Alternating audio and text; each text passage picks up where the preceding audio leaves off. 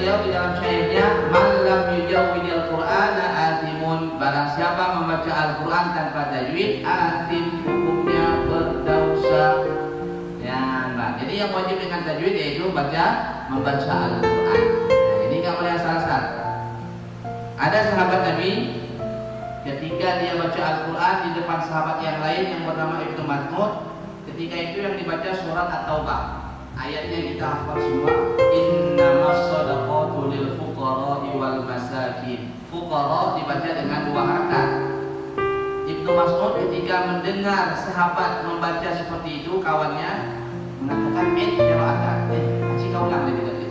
Dibaca lagi dengan bacaan yang sama. Innamas shadaqatu lil fuqara'i wal masakin. Fuqara masih dibaca dengan 2 harakat.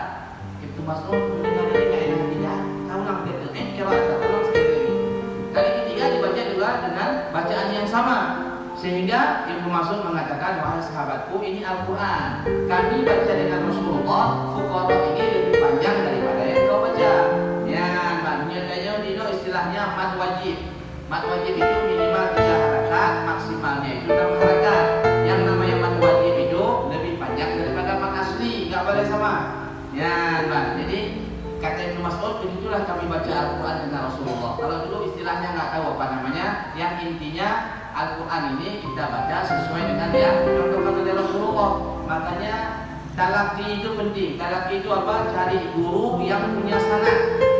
Nah, sanad itu apa? Sandaran baca Al-Quran. Dia baca Quran dari gurunya, gurunya baca Quran dari gurunya, gurunya sampai ke Rasulullah. Supaya apa?